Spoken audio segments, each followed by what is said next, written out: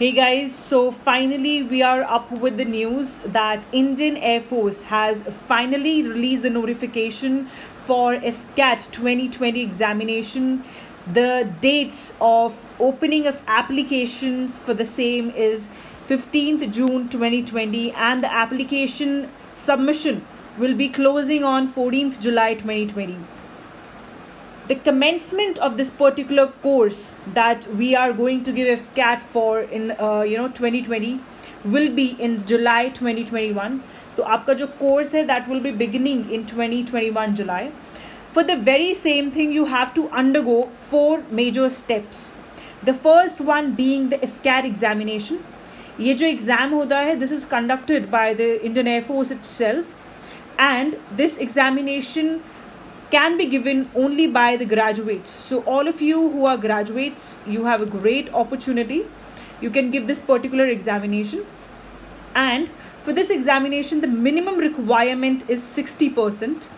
And you can have graduation in any field. The best part is this. You need not be just the BTech or you need not be just a simple graduate. You can have your degree in varied platform, चाहे आप biology department से हो, चाहे आप English department से हो, physics, maths, chemistry, it doesn't matter. Even humanities is included into it. You just need to be graduate and should hold 60%. So one is this way to join the forces, that is FCAT, through examination. The second step is after you clear this particular examination, then you have your SSB. Once done with this step as well, you get recommended. आप recommend कर दिए जाते हो board से. Then you have to face medicals. Medical के अंदर there are various physical fitness matters. This you can just go and check out on careerairforce.nic.in. All the information is available there. Once you go through medicals, finally you have to wait for a merit list. If your name is there in the merit list, you will be finally joining the course in July 2021. तो अभी आपका first step क्या होगा, that you have to go and fill this particular form जो start हो जाएगा अभी recently in this month itself. आप जाके कोर्स के लिए फिल करेंगे, आप FCAT एग्जामिनेशन की प्रेपरेशन स्टार्ट कर देंगे and you will prepare yourself for the further steps as well. In case you have another 2 options as well. One is your NCC direct entry if you have NCC during your, that too in air wing, okay. So if you have your NCC in air wing, so you are allowed to skip this first step. You don't have to give FCAT examination and you can directly go. आप सीधा जा सकते हैं SSB के लिए. So this is known as direct entry, okay. And another one is the metrology होता है अपना, उसमें आपको masters करनी होती है in particular like branches are there कि किस किस में masters, like geography is there, physics is there. तो you have to go and just check it out कौन कौन सी पर्टिकुलर ब्रांचेज होती हैं. अगर आप उसमें मास्टर्स कर रखी हैं and there is minimum requirement of percentage, if you have cleared that you can directly go for SSB and आपको फर्स्ट जो स्टेप है that you don't have to give. जो कमीशंस होते हैं in air force, there are 2 type of commissions that are available. The first one being SSC, that is the short service commission, and another one being the permanent commission. So permanent commission क्या होता है? Permanent commission is only and only available for men. It is not available for women. Just have this particular thing in your mind. ये सिर्फ male candidates के लिए है. Female candidates are not allowed to be into the permanent commission basically. तो जो permanent commission है, इसमें आप serve करते हो till your retirement age. So whatever be the retirement age, it actually changes according to the branch that you are into and the rank. For example, the wing commander or your group captain. So if you have different posts, like if you are a wing commander, of course your age to retire will be different, and if you are a group captain at that particular time, your age of retirement will be somewhat different. So it depends upon your rank as well what will be your retirement age. So basically you are allowed to serve your full term till your retirement in permanent commission, and you are also eligible for something that is known as pensions. So you are eligible for that in permanent commission. But when we talk about short service commission, so in this both the people come, that is the men and the women. तो इसके अंदर क्या होता है, that you are allowed to serve only for particular years. For example when we talk about flying branch, तो flying branch के अंदर आपका शॉर्ट सर्विस कमीशन जो होता है दैट इज़ फॉर 14 ईयर्स. आप 14 ईयर्स सर्व कर सकते हैं and it is not extendable. आप 14+ ईयर्स नहीं कर सकते, it's not an extendable thing. तो आप 14 साल सर्व करेंगे in the Indian Air Force, and after that they are not liable to pay you any pensions, and you after that leave the job.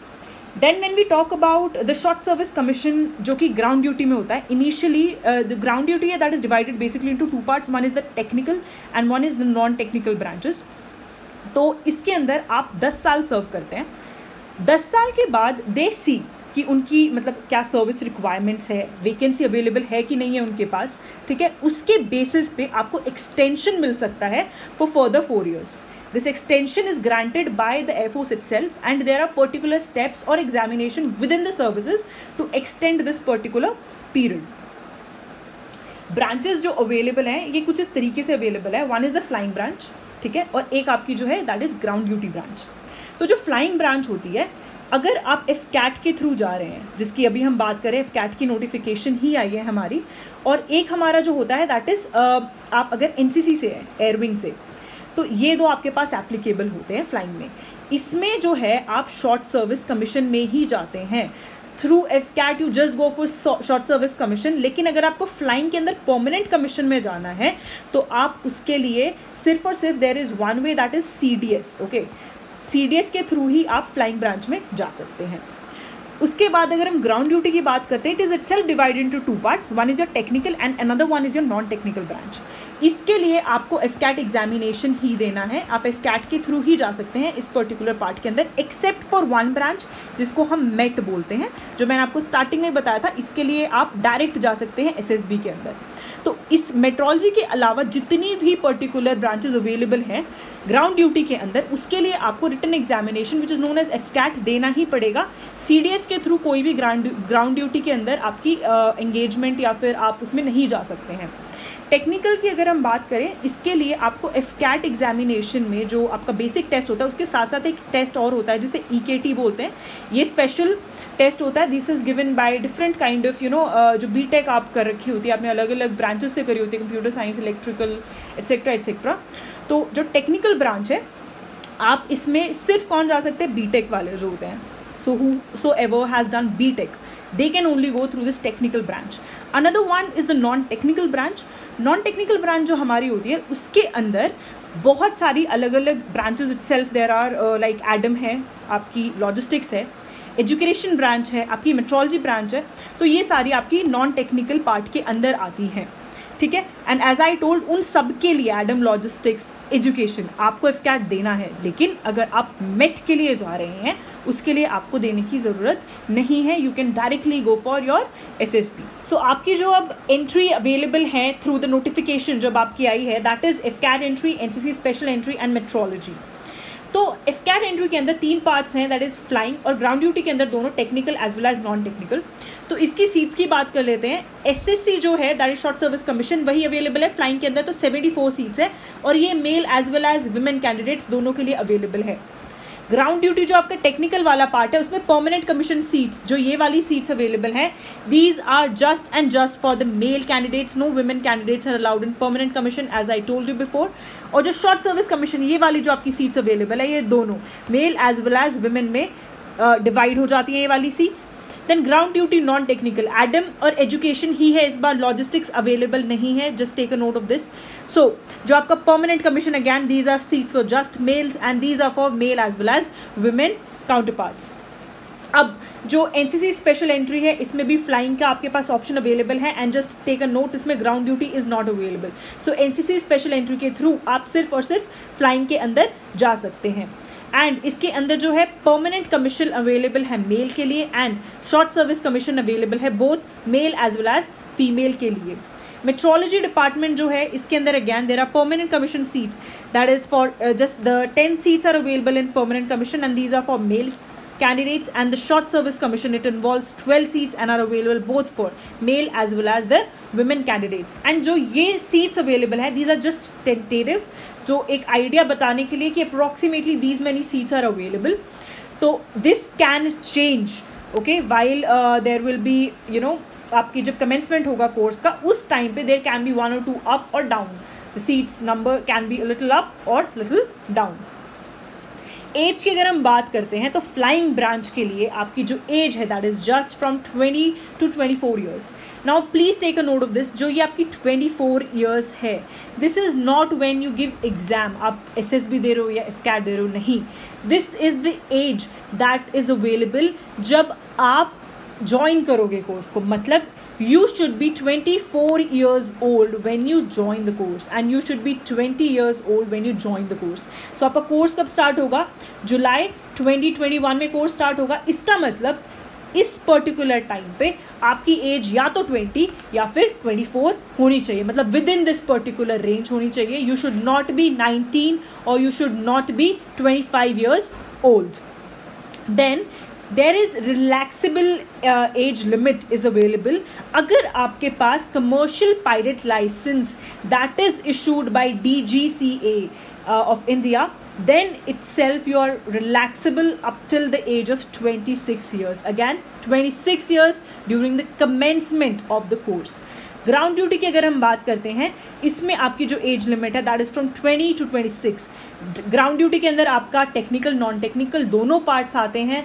तो इस पर्टिकुलर टाइम पे आपकी जो age है that should be between 20 to 26 and that too on commencement of course that is July 2021.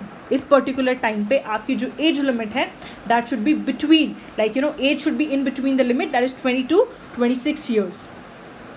जो एग्जामिनेशन है FCAT का, दिस विल बी कंडक्टेड. आपकी डेट अवेलेबल कर देंगे. They will be declaring the date of examination. ठीक है.